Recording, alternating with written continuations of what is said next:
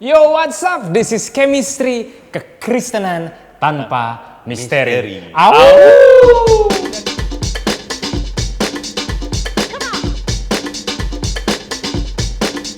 Hit 'em like now. What's the word? Impact, touch a nerve. From Bolivia to Luxembourg. Ooh. Hit 'em like now. What's the word? Impact, touch a nerve. The big city and the suburb. Come on. Hit 'em with impact. Dan di samping gua ada seorang pembicara yang favorit diundang di mana-mana, bukan karena dia motivator andal ya, bukan. Atau dia juga tidak mengakui anaknya, bukan itu saudara-saudara, karena beliau adalah seorang pastor tapi juga seorang YouTuber, kombinasi yang jarang ya. Dan YouTube-nya beliau ini nggak main-main guys, nggak kaleng-kaleng. Bahasanya berat, hati-hati mimisan.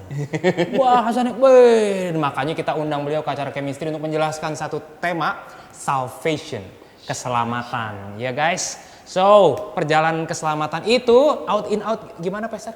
Outside in, Outside in, supaya kita inside out. dari luar gitu ya, masuk ke dalam diri kita. Oke, nah gimana dong kalau gitu? What should I do to get saved? Apakah saya mesti lakuin serentetan ritual tertentu, makan bunga, makan lumpur misalnya kan, atau sesuatu biar, wih Tuhan lihat, wih ini nih, ini harus masuk surga yang begini nih. Iya. Kayak uji talent kan, Iya. masuk gitu ya. Atau bagaimana tuh supaya kita menarik perhatian Tuhan biar Oke, ini ditunjuk. good question banget ya. Jadi begini, kita harus menyadari bahwa gue gambarkan bahwa manusia berdosa itu adalah seperti orang yang tenggelam tenggelam di laut. di laut. Jadi tidak ada pegangan. Nah, kalau orang yang nggak bisa berenang tuh tahu, dia itu kakinya tidak bisa berpijak, tangannya tidak bisa menggapai.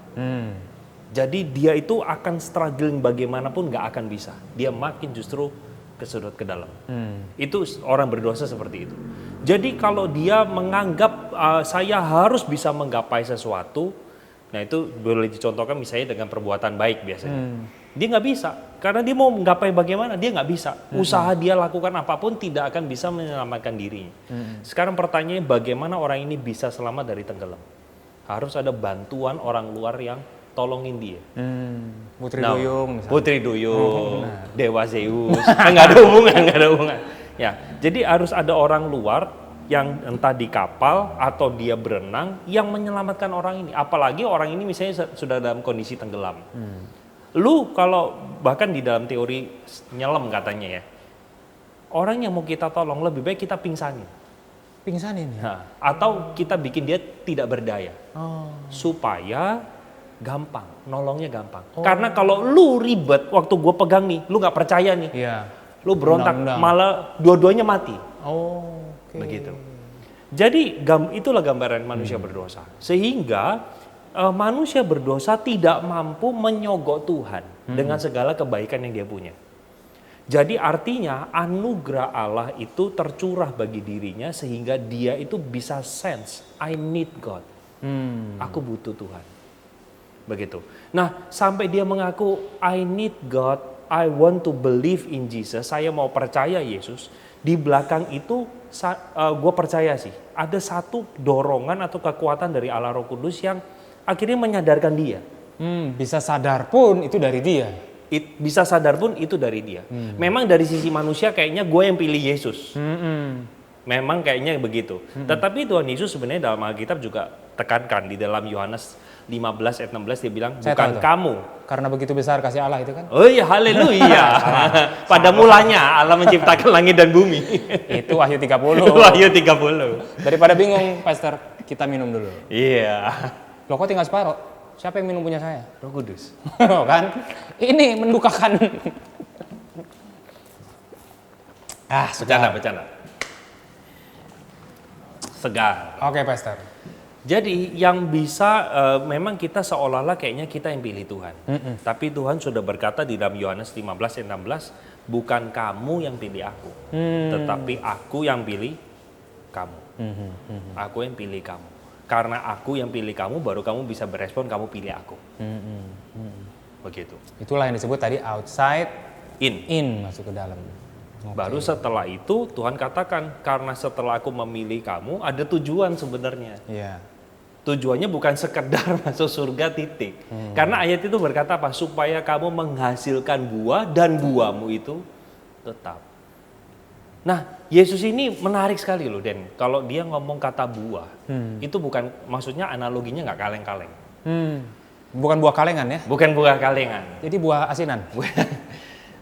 Kenapa pakai kata buah? Lo lihat ya, ada nggak sih tumbuhan yang menghasilkan buah, tapi buahnya dimakan tumbuhan itu sendiri? Tumbuhan menghasilkan buah, lalu buahnya dimakan tumbuhan itu ya? Coba pikir, teman-teman ya, nonton 10 video ini. juta rupiah. 10 juta, ya. Tulis di dalam kolom komen, coba. Kalau Tumbuhan ketemu apa? nggak tumbuhan yang menghasilkan buah, tapi buahnya itu dinikmati tumbuhan itu sendiri? Nggak ada. Nggak ada ya? Nggak ada. Semua tumbuhan yang menghasilkan buahnya mesti dinikmati makhluk lain. Wow. Artinya ketika berbicara soal Tuhan setelah memilih kita dan dia mau buah kita tetap, pertanyaannya adalah kamu itu berbuah nggak? Sekarang kita definisikan buah itu apa. Buah itu sederhananya, buah itu berubah. Berbuah itu berubah. R-nya aja dibalik. Begitu. Berubah ya? Berubah. Berubah dalam hal apa? Berubah dalam pikiran, dalam kognitif, dalam perasaan, dalam kehendak, mengambil keputusan, berperilaku, everything mengalami perubahan. Makanya setelah outside in, terjadilah dampak inside out. Inside out, benar, Gitu. benar. I see. Jadi waktu kebanyakan logika manusia berpikir saya mesti ngelakuin sesuatu supaya saya memperoleh keselamatan, makanya dia hidupnya seringkali jadi lebih hati-hati. Karena pola pikirnya, aduh saya belum selamat nih. Gue kalau masuk surga sih kayaknya gue di neraka 18 nih kayaknya nih ya, bejat-bejat begini kan. Ya gue mesti lakuin sesuatu biar mudah-mudahan diselamatin. Ya. Maksudnya diselamatin tuh ya masuk surga gitu kan. Nah di sisi lain kadang-kadang orang yang ngaku beragama juga punya problem kan. Problemnya adalah gue udah diselamatin. Syaratnya percaya doang, gue udah diselamatin. Setelah itu terserah Anda gitu kan ya. Santuy aja, lewat semua gitu ya. Sehingga proses yang inside out-nya nggak terjadi. Ya, Dan itu yang menyedihkan bukan? betul. Dan itu yang bikin ngerusak gitu loh. Itu yang lebih ngerusak. Bener Toxic. nggak sih? Toxic banget ya. Betul, betul. Harusnya setelah dia terima itu terjadi perubahan. Tapi kita lihat bahwa perubahan ini pun sebuah perjuangan ya. Setuju banget, setuju banget. Ada orang yang mengalami perubahannya itu sangat radikal. Radikal banget. Contohnya kayak Paulus. Itu radikal banget. Dari pembunuh jadi pemberita. Dari orang yang mengancam jadinya memberikan harapan. Itu berubahnya totally. Begitu. Tetapi ada orang yang gue percaya prosesnya itu sedikit demi sedikit. Makanya gue percaya ada lagu sedikit demi sedikit. Tiap hari, tiap sifat. Yesus mengubahku, dia ubahku. Jadi artinya Tuhan itu mengubah kita, itu bisa radikal. Tapi bisa juga by proses. Tetapi mengalami satu perubahan yang terus menanjak. Bisa nanjaknya mungkin tegak lurus, tapi bisa juga menanjaknya pelan begitu. Tetapi ada progres. Dulu gue cinta dosa tertentu, misalnya gue senang rokok. Tapi setelah gue kenal Tuhan, kenapa ya gue benci rokok, misalnya begitu. Dulu gue gak mau ke gereja, sekarang gue mau. Dulu gue gak mau pelayanan, sekarang mau. Dulu gue gak mau ngerti maksud Tuhan, gak mau baca Alkitab, sekarang mau. Tapi sekali lagi penekanannya bukan kepada ritual ininya, bukan. Poinnya bukan di sana. Tetapi dulunya kita seperti apa, after believe in Jesus itu kayak gimana? Seharusnya terjadi sebuah perubahan. Betul. Nah afternya ini yang seringkali jadi polemik karena sebagian orang berpikir masalah ini adalah masa transendental belaka. Aku sama Tuhan beres, Tuhan punya list of demand, harusnya gini-gini. Oke, siap, gue ikutin.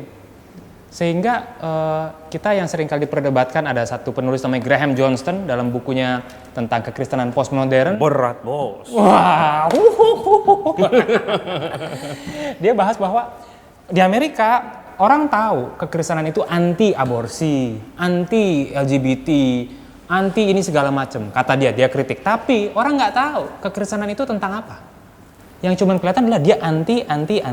Oke, gue mesti kudus, ini nggak boleh, itu nggak boleh. Tapi lu sendiri, apa sejatinya lu tuh apa sih?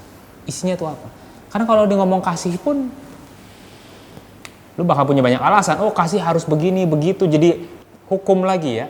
Nah, pertanyaannya kalau begitu, perjalanan setelah diselamatkan, ada relasi, ada perubahan. Kualitasnya apa sih yang kita bisa kejar? Oke. Jadi sebenarnya kualitas-kualitas yang harus kita miliki itu gue sering kali pakai dari khotbah di bukit, 8 ucapan bahagia. Nah harusnya orang Kristen itu punya hal itu semua. Wow. Nah apa? Gue akan highlight secara cepat aja. Pertama, Matius 5 ayat 3 itu adalah miskin di hadapan Allah. Nah miskin berbicara soal I need God, I need Him. Tanpa dia gue gak bisa. Itu. Nah inilah yang terjadi sebenarnya dalam kisah-kisah pertobatan orang kan. Tuhan aku sadar aku manusia berdosa, aku tidak bisa hidup tanpa engkau. Aku butuh engkau. Itu miskin. Makanya Tuhan katakan berbahagialah mereka yang miskin di hadapan Allah karena mereka yang empunya kerajaan sorga. Lalu bagian yang kedua adalah berduka cita. Berbahagialah mereka yang berduka cita karena mereka akan dihibur. Nah di sana berbicara soal apa? Kita itu bisa berduka karena dosa saya pribadi dan juga bisa dosa orang lain. Begitu. Yang ketiga di dalam Matius 5 ayat berikutnya itu adalah lembut, ya? Lemah lembut. Lemah lembut itu adalah orang yang bisa menahan apa yang menjadi hak dia untuk balas dendam tapi dia nggak mau. Dia nggak mau ambil itu. Ya, lemah lembut akan memiliki bumi. Yang keempat, lapar dan haus akan kebenaran. Nah, lapar dan haus akan kebenaran banyak orang Kristen berpikir, wah harus rajin baca Alkitab. Salah. Karena kebenaran yang dipakai di sana bahasa Yunani ada dua, ada dikaiosune dan ada aletheia. Kata yang dipakai di sana bukan aletheia. Aletheia itu Alkitab itu loh, aletheia. Oke. Tapi yang dipakai ada dikaiosune. Dikaiosune itu ada artinya kebenaran yang sebenarnya value-value kerajaan Allah. Wih, jadi lapar dan haus akan lu melakukan firman. Gitu ya. Terjadinya kebenaran itu ya, diejawantahkan. Yes, betul. Gitu. Wow. Jadi bukan sekedar kalau misalnya lu mau sampai di Kaiosune, lu harus baca Aliteanya gitu loh. Iya. Jadi nggak secetek yang seperti itu. Bukan cuma lapar haus, aduh aku pengen baca Alkitab setiap saat. Aku pengen denger Spotify, aku Iya. pengen baca Alkitab, dengerin khotbah. Bukan. Itu lu hanya separuh lakukan. Iya. Gitu. Nah terus abis itu disambung setelah lapar dan haus akan kebenaran, berbahagialah mereka yang murah hatinya, berbahagialah mereka yang suci hatinya. Murah itu artinya kita itu generous, kita itu baik sama semua orang. Kalau suci hatinya ini berbicara soal bagaimana kita itu hatinya itu lurus deh. Gue di depan lu sama di belakang lu gue sama. Wow. Bukan berarti gue di depan lu gue baik, belakang gue tusuk. Iya. Itu nggak lurus, itu bukan suci. Betul. Begitu. Lalu yang ketujuh adalah berbahagialah mereka yang membawa damai. Wih, Pastor apal semua Alkitab luar biasa, Enggak, Pastor. enggak. Membawa damai sebenarnya itu kata yang nggak gitu tepat. Bahasa Inggrisnya peacemaker. Peacemaker. Peacemaker itu ada satu nuansa lu inisiatif. Wow. Jadi kan kita sering dengar nih, kalau dia yang salah ya dia minta maaf sama gua nggak mau. Iya. Enggak, orang Kristen inisiator. Peacemaker. Dan yang terakhir berbahagialah mereka yang dianiaya. Perhatikan 8 ini seharusnya ada dalam hidup kita semenjak kita punya rasa miskin di hadapan Allah. Itu akan ngegiring lu ngegait seperti mata rantai. Pada waktu lu melakukan itu semua terjadi nih secara natural dalam hidupmu setelah dirimu terima Yesus. Implikasi berikutnya masuk di ayat 13 sama 14. Kamu adalah garam dunia dan kamu adalah terang dunia. Garam dan terang macam apa yang dijelaskan semua itu ya? Yes, Wow. konteksnya begitu, gitu loh. Jadi seperti yang tadi gue bilang kan outside in, lalu akhirnya inside out. Nah ini menaik lagi nih garam sama terang nih. Kok dua analogi yang sama-sama sebenarnya memberikan dampak kan? Tapi karakteristik garam sama karakteristik terang ini lain. Kalau garam kerjanya tersembunyi tapi terasa, terang ini kerjanya kelihatan. Nah orang Kristen harusnya paduan dua-duanya. Gitu sih. Jadi menurut gue itulah kualitas-kualitas yang harusnya dimiliki. Bukan kita kejar ya. Iya. Tapi pada waktu dirimu miskin di hadapan Allah akan menuntun ke berikut-berikutnya. Iya. Startnya dari sana. Ini sangat tua sebetulnya, maksudnya ilmu ini, pengetahuannya sangat tua, tapi juga sangat sering di skip ya. Yes. Karena orang mengejar sesuatu yang dianggap hebat oleh dunia. Orang Yunani mencari hikmat, orang Yahudi mencari tanda gitu kan. Dan itu yang sekarang kekristenan di dunia cari, betul gak? Debat-debat, teologi yang luar biasa tinggi dan tidak terpatahkan. Yang kedua adalah sesuatu yang spektakuler, pertunjukan yang luar biasa, janji-janji yang luar biasa. Tapi apa yang Pastor Albert sampaikan adalah sesuatu yang sangat mendasar tapi sangat indah. Yes. Dan itu hanya lahir setelah dari outside in ya. Saya. Khotbah di bukit. Boleh diulang nggak Pastor? Khotbah di bukitnya tadi nih. Sebutannya biar ini jadi satu rema, jadi satu kehidupan kita. Miskin di hadapan Allah. Miskin di hadapan Allah. Duka cita. Duka cita. Lemah lembut. Lapar dan haus akan kebenaran. Murah hati. Suci hatinya. Pembawa damai. Dianiaya karena Iya, kebenaran. I see. Detailnya lihat di YouTube gua. Siap. Gua bahas satu-satu. Kita search di apa tuh kalau kita mau search di YouTube-nya? Jadi teman-teman tulis saja Albert Kurniawan Matius 5 ayat 3 pasti keluar. Makeup artist. Mereka Bukan ya. Albert Kurniawan, Nah, Matius. Jadi gue bahas satu-satu sekarang sudah 5 sampai ayat 3. di dalam Matius pasal 6. Wah, luar biasa saudara. Kita doakan supaya umurnya panjang, supaya sampai kitab Wahyu ya. Kalau udah ulang lagi dari kejadian saudara ya. Panjang soalnya. Oke, so ini satu hal yang sangat membukakan bahwa inilah hidup ya, Iya. dalam keselamatan.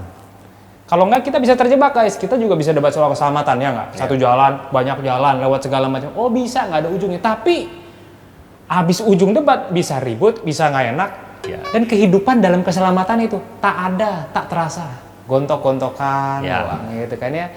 Oke guys, this is a beautiful one dan kita bakal lihat lebih dalam lagi efek keselamatan ini dalam hidup manusia di Indonesia, bermasyarakat dan berhubungan dengan Tuhan. Jangan kemana-mana. This is Chemistry, kekristenan tanpa Tanpa misteri. misteri. Au!